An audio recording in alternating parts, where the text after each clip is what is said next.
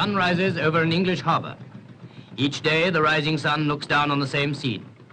And with each dawn, hard-handed, weather-beaten men follow the winding lanes that their fathers and grandfathers knew, down to the sea to fish.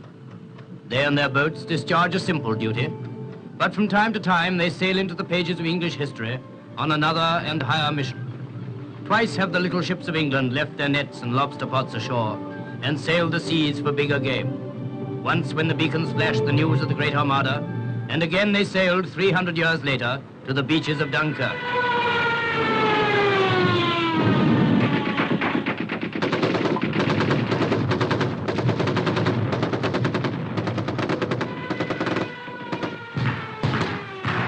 Tired men gathered on the bullet-swept sands, while the little ships, fishing boats, yachts, motorboats, barges, canoes, anything that floated, streamed to the rescue.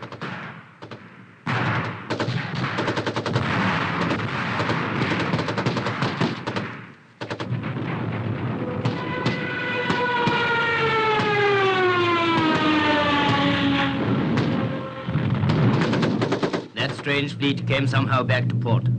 But all along the coasts of England were harbours with moorings that lay empty and unclaimed. Just as the fishermen answered the call to Dunkirk, so the age-old craft of shipbuilding rose to the nation's call, and on Britain's hillsides, in her woods, the sound of axes echoed.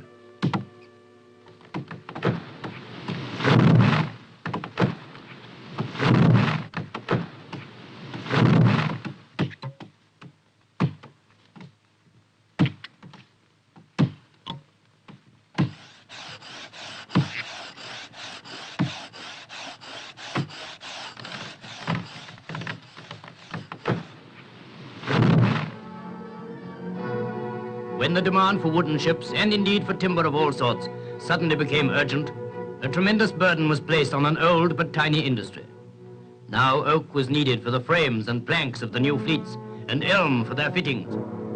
The plodding timber dray and the laborious crowbar gave way to giant tractors and mechanized monsters that tossed tree trunks about like matches.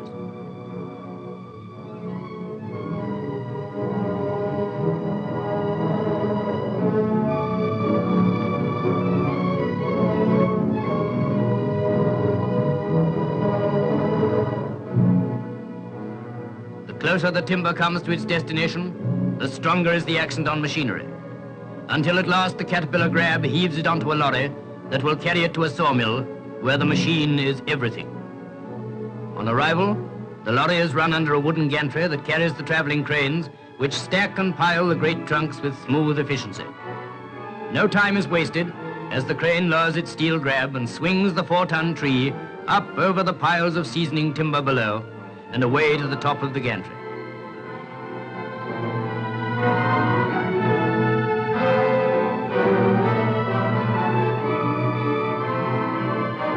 Here the foreman is waiting for it, and before the unwieldy mass has even touched down, he measures it and chalks it into lengths, and the iron grips of the conveyor bear it to the waiting saws. Exit an oak tree and enter job number umpteen for the shipyards.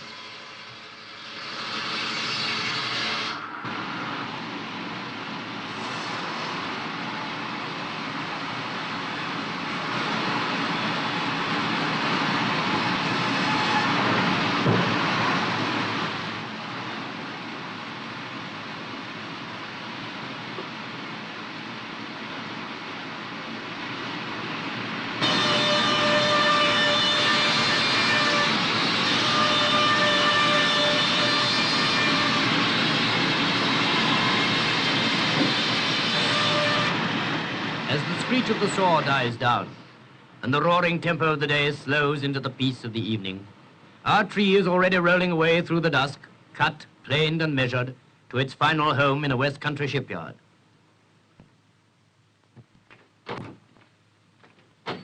Morning finds a stream of workers crowding through the shipyard gates, and not far behind them comes the timber truck.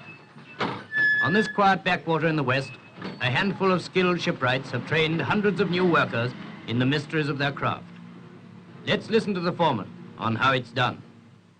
And 17 is 55, and 21 is 76. Hi there. Where are you going to? To the offices, sir.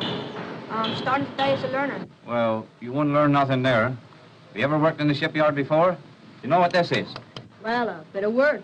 A bit of word. And you can begin to work out my wages. That's a grown me. Grown by nature to build ships' frames the way they ought to be built. You come with me, my son. And I'll show you the way we build boats. You can muck about with your figures afterwards. See they fellas over there? Well, they're using adzes. That's the oldest woodworking tool in England, and still the only one for the job of shaping up frames and keels.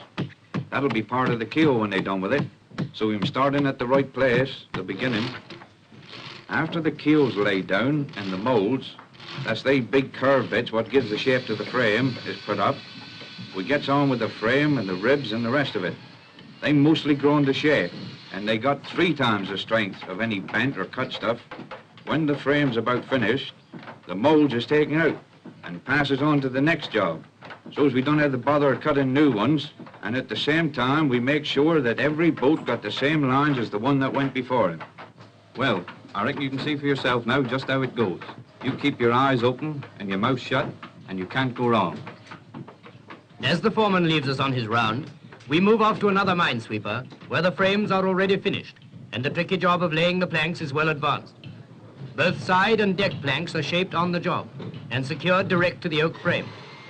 As fast as men with long electric drills bore the holes and move on, their places are taken by others who beat home the great bolts with sledgehammers and plug the holes with tar and oakum. Meanwhile, another gang are boring a tunnel for the stern tube that will carry the propeller.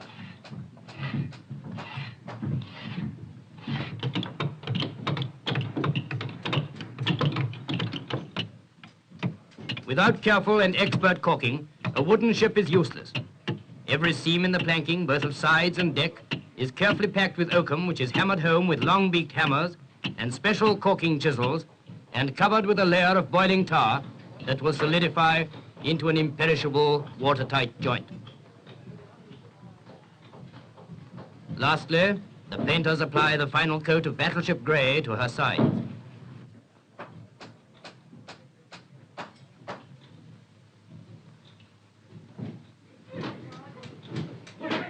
Down under the bulging sides, the launching gang are at work.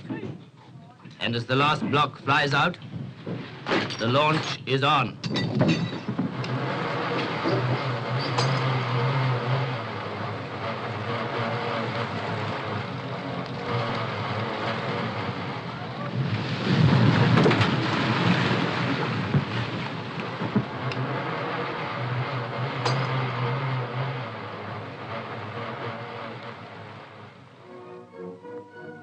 Down at the fitting out basin, where the thousands of feet of wiring, the deck houses, armaments, and numberless accessories of a ship must be mounted, preparations for the new arrival are in full swing.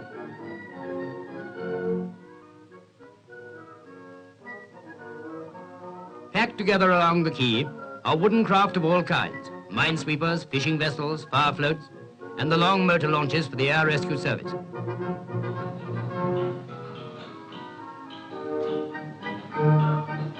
Here the funnel is being swung aboard a half-finished launch, and even as it is eased down into position, the fitters in the engine room will be connecting up the copper exhaust pipes, and before long, the hull will quiver to the drumming of the engines as they are turned over for their first trials.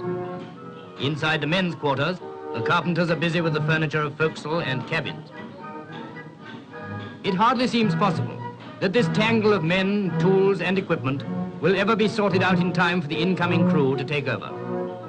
But it always is, and a few hours after the men have come down the gangplank with their loaded kit bags, they will have the ship shining like a new pin for the not-so-old, old man to come aboard.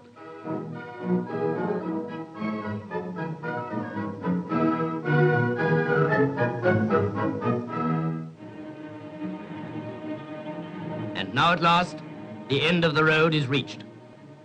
A signal of distress from a damaged aircraft is received by a launch on patrol, and out into the cold, rain-washed morning it heads.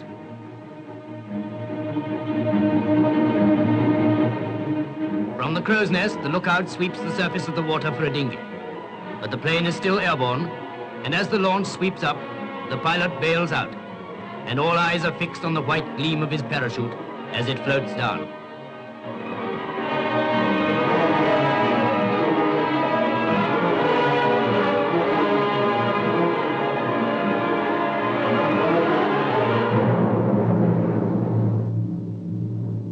No sooner has the parachute touched down than the rescue begins. No easy job with a tired or perhaps injured man and a choppy sea. Think of it, the long fight with a burning plane, a 2,000-foot parachute jump into an icy sea in half a gale. And he can still smile.